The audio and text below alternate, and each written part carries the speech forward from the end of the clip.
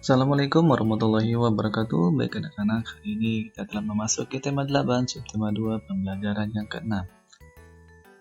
Ayo membaca. Bacalah teks di bawah ini dengan teknik membaca, membindai atau skimming. Identifikasi informasi-informasi penting dari bacaan tersebut. Judulnya, dampak negatif dari kebiasaan membuang sampah sembarangan. Lingkungan merupakan salah satu sumber daya alam yang sangat besar artinya bagi makhluk hidup. Lingkungan merupakan karunia Tuhan yang tidak ternilai. Tanpa lingkungan, tidak ada kehidupan. Oleh karena itu, diperlukan upaya untuk melestarikan dan menjaga kebersihan lingkungan sekitar dengan sebaik-baiknya. Kebersihan merupakan sebagian dari iman. Itulah slogan yang sering kita dengarkan selama ini. Oleh sebab itu, kita harus selalu menjaga kebersihan di mana saja kita berada. Kebersihan juga penting bagi kesehatan kita. Kebersihan adalah keadaan bebas dari kotoran termasuk diantaranya debu, sampah, dan bau. Sampah bukanlah hal yang baru bagi kita. Jika kita mendengar kata ini, pasti terlintas di benak kita sampah adalah semacam kotoran, setumpuk limbah, sekumpulan berbagai macam benda yang telah dibuang ataupun sejenisnya yang menimbulkan bau busuk yang menyengat hidung. Dengan kata lain, sampah dapat diartikan sebagai material sisa yang tidak diinginkan setelah berakhirnya suatu proses. Sampah yang tidak diolah cenderung merusak lingkungan di sekitarnya. Sampah merupakan salah satu dari sekian banyak masalah sosial yang dihadapi masyarakat. Masyarakat kota ataupun daerah yang padat penduduknya pasti menghasilkan sampah yang begitu banyak. Menurut pandangan sebagian masyarakat, sampah bukanlah masalah. Padahal, pemahaman inilah yang sangat mengkhawatirkan. Sampah merupakan masalah yang paling besar bagi lingkungan sekitar kita. Bayangkan, jika sampah terus-menerus dibuang berserakan di tengah jalan, dibuang di sungai, laut, atau selokan air rumah kita. Berikut ini akibat yang timbul jika kita membuang sampah sembarangan. Menimbulkan bau busuk, pencemaran udara. Di tempat umum seperti taman, jalan, dan tempat rekreasi, sampah yang berserakan jelas berpengaruh ketika orang sedang beristirahat sambil menikmati alam. Hal ini diakibatkan bau yang timbul dari sampah tersebut. Dapat menyebabkan banjir. Sampah yang setiap harinya kita buang di sungai dan selokan, walaupun hanya sedikit, tetapi lama-kelamaan akan menumpuk dan mengakibatkan penumpukan di gorong-gorong dan bendungan sungai. Pada gilirannya, penumpukan yang terjadi akan menghambat aliran sungai dan mengakibatkan air sungai meluap. Alhasil terjadilah banjir. Menimbulkan penyakit. Sampah yang menumpuk tanpa ada tindakan selanjutnya akan mengalami pembusukan dan menjadi sarang nyamuk untuk bertelur sehingga yang dirugikan masyarakat itu sendiri. Macam-macam penyakit yang ditemukan yaitu demam berdarah, gangguan pernapasan, gatal-gatal, dan lain-lain.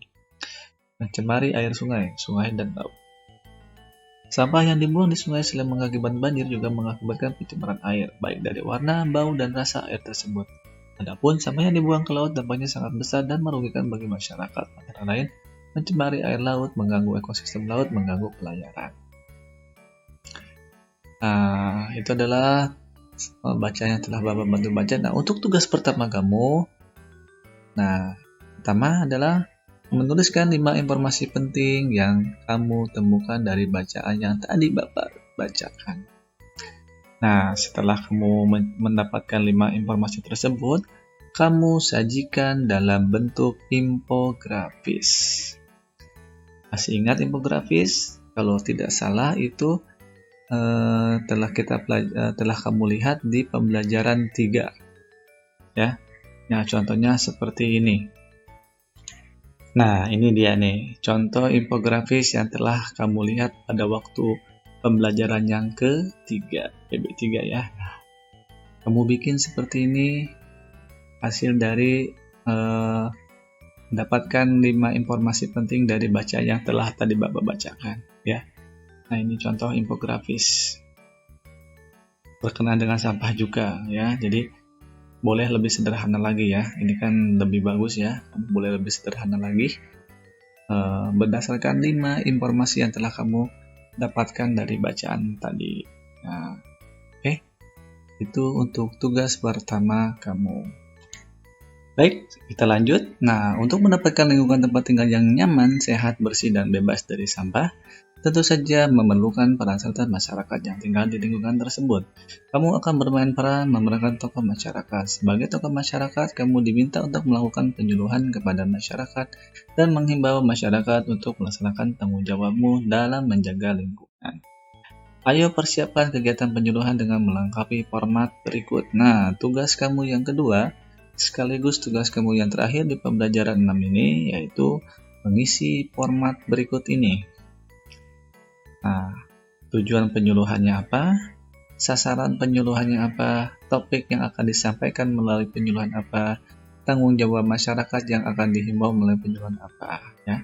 Jadi, ini penyuluhannya adalah penyuluhan untuk melaksanakan tanggung jawab dalam menjaga lingkungan. Jadi tujuannya apa tuh ya? Itu salah satu. Oke? Paham ya? Baik anak-anak, cukup sekian untuk tugas pada pembelajaran hari ini. Jangan lupa semua tugas dikerjakan di kertas lembar, kasih nama, tanggal, dan judul yang jelas, sampai nanti maba koreksinya. Baik, Bapak akhiri wabillahi taufiq wal hidayah. Wassalamualaikum warahmatullahi wabarakatuh. Kita berjumpa di materi selanjutnya.